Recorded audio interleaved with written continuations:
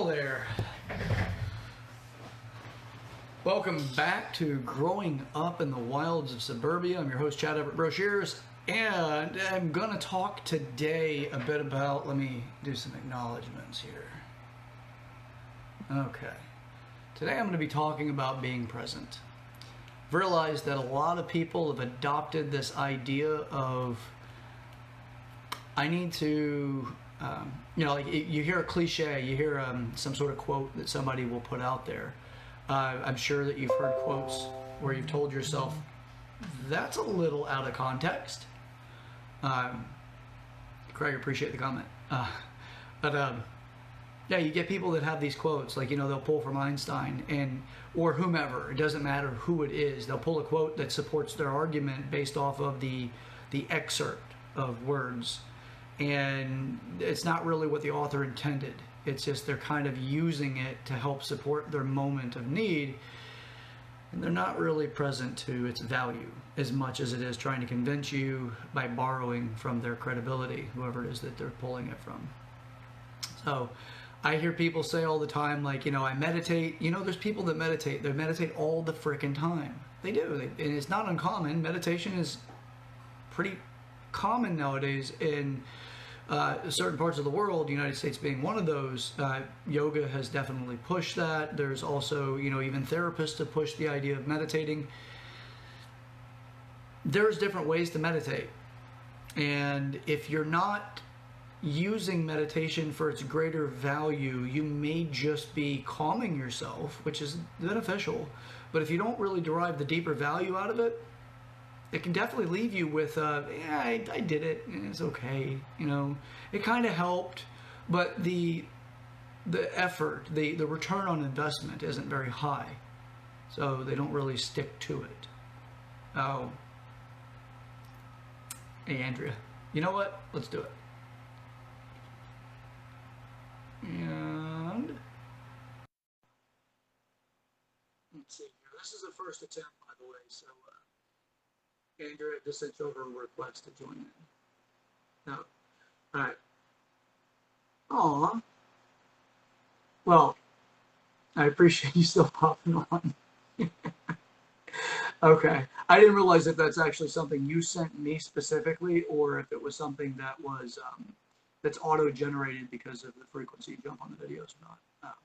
But regardless, so my point of it is that when we start looking at things and we're like, you know what, I got this, we layer the opportunity to be present with whatever it is that we're dealing with at the moment. So if somebody says, why don't you meditate on it? What the hell are you deriving out of that statement? Are they telling you to think more about it and that's the way you've understood it? Or did you actually look at it and think to yourself, you know what? I can look into this and find out something more about this. So let me give it a little bit more substance for you. And this particular part of my experience in meditation is, and again, this is to illustrate a larger piece for being present, I was kind of hounded by one of my first mentors when I left the power industry and I started working in personal training inside of a physical therapy office. This gentleman was he was holistically educated. He's like, Chad, do you meditate? I'm like, I've, once in a while. I don't want to look bad by saying, no, I know about it, but I don't do it. And he's like, okay, well, meditate on this.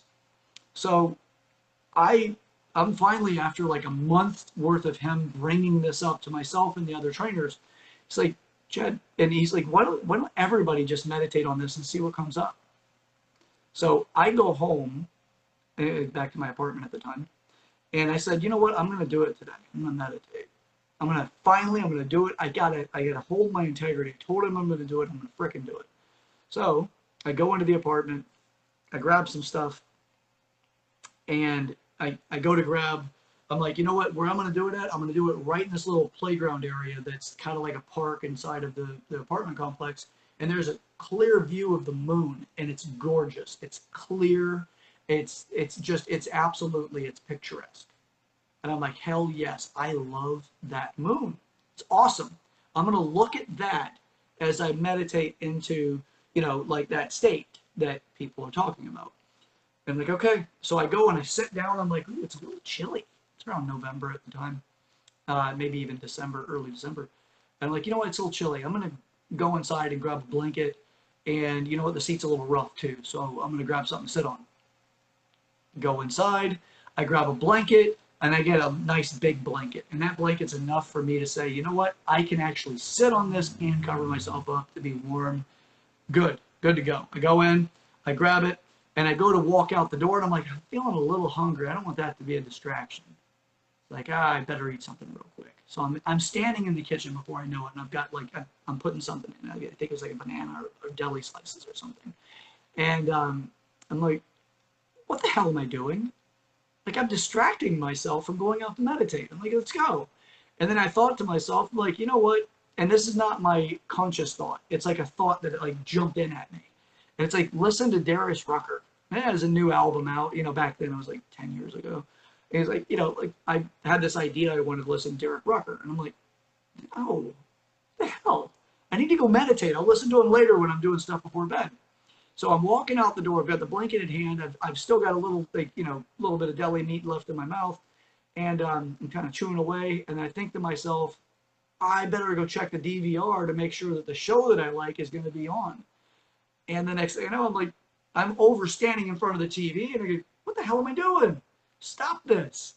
Put it down. If it's going to record, it's going to record. I have something else I need to do.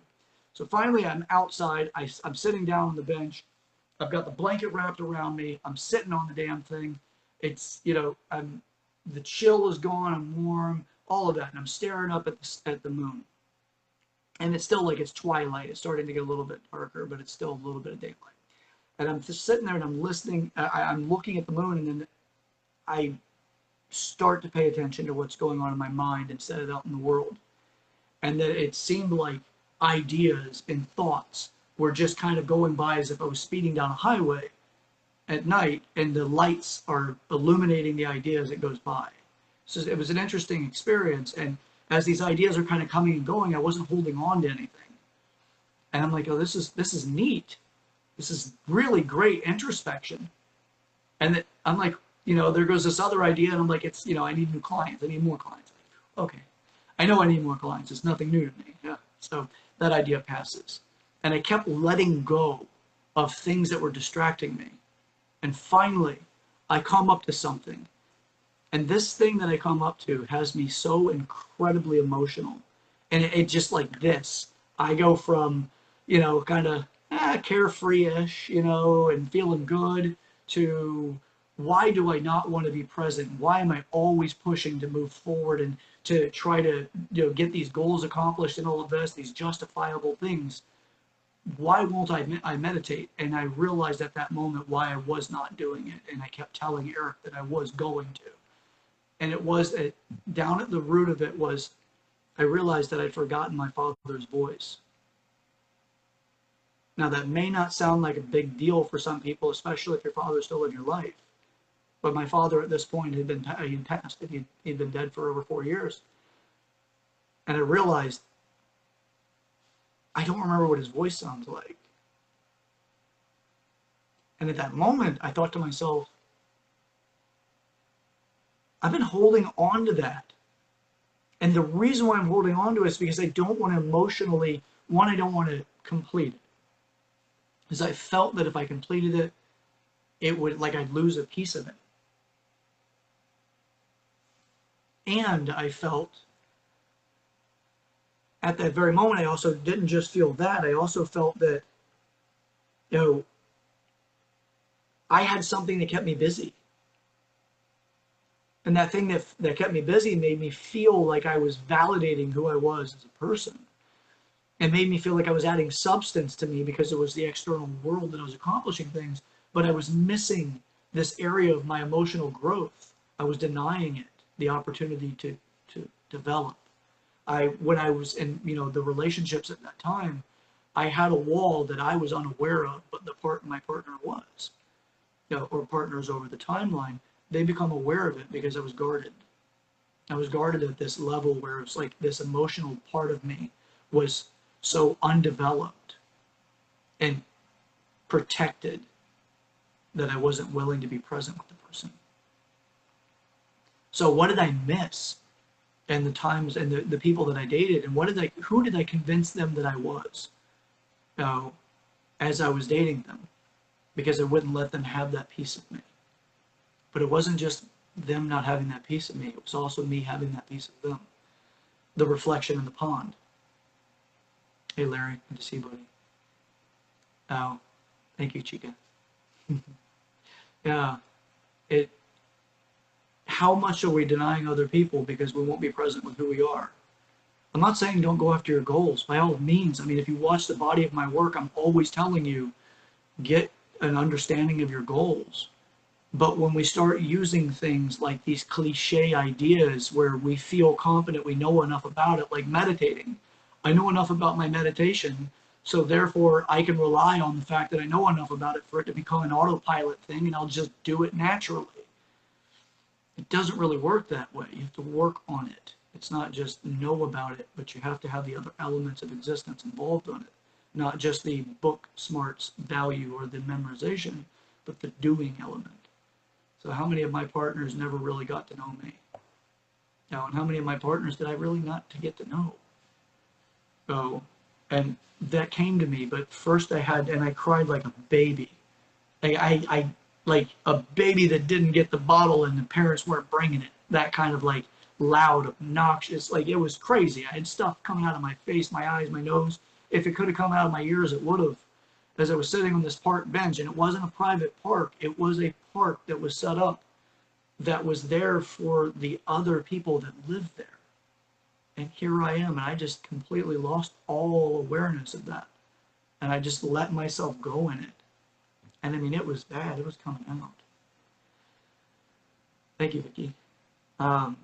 Just what's not known is like, what do we deny in the world when we don't actually accept who we are? And part of, like, a major part of accepting who we are is being present to you.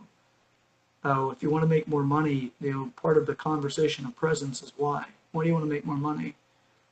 Because when it comes to making more money, what does that require that you do and to achieve it?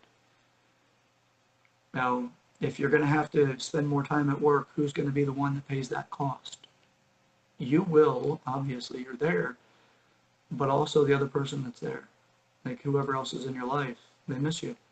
They're going to have that sacrifice even if they don't know that they've made it, or if they don't understand the depth of the sacrifice. And you may not either, and then the divide starts to happen between the two of you in the relationship.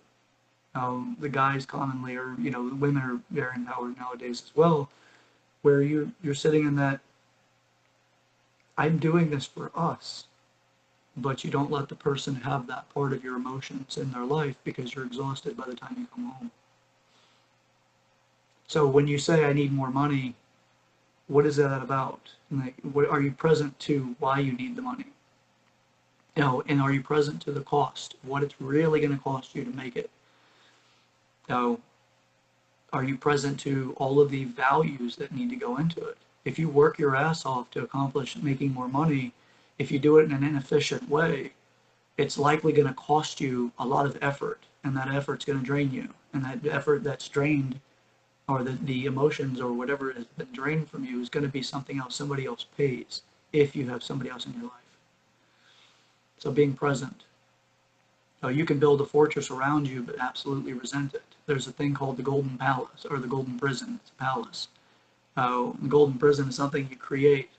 Before you know it, it's the pursuit of a palace that turns into a prison, because you need to keep doing it in order to maintain it. Yeah. So being present, it's a major factor, but most people don't know how to do it because they've made it a cliche element in their life. Now, I can't tell you how many people will wreck their life, and what I've experienced myself, people wrecking their life, good to see you, Joel, by the idea that they should be happy all the time.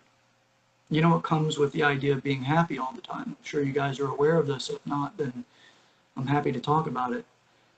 Being happy all the time means that when you're not happy, you try to get away from it. You try to change something. And there are times you should be upset. You should sit in it.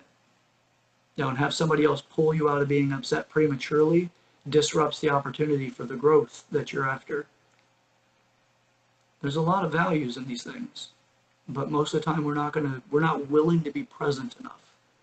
And you can tell if you're not willing to be present enough because the way that you're preparing a conversation with somebody else when you're having it with them. If you're ready to fight with them, you're ready to argue, or you're ready to tell them how their viewpoint's wrong, or what they're not seeing, and you're not hearing them out. That's not uncommon either. Be present. Create presence. So it's an interesting thing. You can't tell somebody else to be present, but you possibly can inspire them to become present by the rewards that come out of it. But to tell somebody to be present, hell, I can't tell you how many times people told me, Chad, be present. And then spike kicks in. I'm like, screw you. Oh. And it's not like the conscious me. That's the automatic response. Don't tell me what to do. I'm an adult. Oh. So being present does help us because we can be aware of what we need to work on and stop layering over whatever we have that's incomplete and start to make it into a thing that changes our life. So if you don't grow emotionally, it doesn't matter how much money you make. It doesn't matter what you've accomplished in your life. You'll always behave like a child in the emotions whenever those become the needed response. Now, you find out your partner's been cheating on you. Now, do you look at what you might have done to cause that? Perhaps it's the fact that you brought somebody in your life that you were really obsessed or really fixated on a particular element about them, something about their character, who they are, that excites you, that makes you feel like it's going to be part of what you're looking for, and then the person does what they do. It very well may be that they cheated on you because of exactly what you like about them, that they may be using that particular aspect or attribute as the thing that gets them the validation they're after. You know, if you meet them at the club and they're in skimpy clothing or they're fast talkers or whatever it is, and you end up, going, oh, this is the person, and then 10 years later you find out that it wasn't the person. It's not to say that that person didn't have value in your life. It's just a lot of times people get stuck on those things. And before you know it, they don't really live their life. They start living in the past of what they thought they were going to have, their attachments. So without making everything overly complicated by getting into attachments and the rest of it, just be present first. Being present can accomplish a lot. But you got to work on it.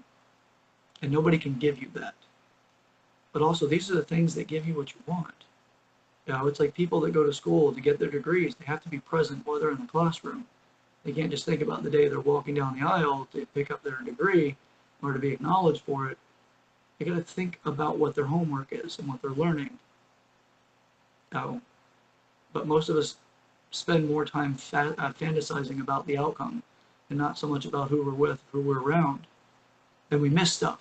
Somebody may have been telling you the entire time they're not honest, and you kept having all of the evidence put in front of you, but because you're attached to the outcome, you intentionally avoided it because you thought, well, you know what, I'll make excuses for, or I'll allow it because it gives me, a nice outcome, which is this person's going to help me never feel financially strained again. Or this person's going to make me feel like I matter, or they'll take out the trash for me or rub my back when I'm feeling bad. They're good for raising kids or whatever. And we overinvest in specific attributes and not about the whole person. So, falling in love with the idea of someone else versus who they are is one of the most common dating elements that we go through, one of the most common relationship things that we fall victim to. I love the idea of who I'm dating. I'm not really in love with the person. That's for another video, but it does have to do with being present. So, all right, that's it for now. I don't want to make these too long. Some people complain about it. Some people love it. Maybe I'll chop it up and put it in small segments and throw it out there. But I want to thank everyone for joining in. If you have any questions or anything, please feel free to ask them. Joel, I'm looking forward to Saturday, by the way. I think we're going to have a fantastic conversation. So. All right. Well, if you don't have any questions or anything or any comments, by all means, please share this video with the person in your life that you know that this can help. Rewatch it if you like. Leave comments. Let me know what you're taking away from it. We're all in this together. We're just at different stages doing different things, but we're all in it together. With that, let's all create something wonderful. by all means, please go to the YouTube channel, Growing Up in the Wilds of Suburbia. Subscribe to the channel, hit the bell notification, you'll know when I'm going live, as well as there's other things that, Patreon, things like that too. So you'll get more of that stuff in the future.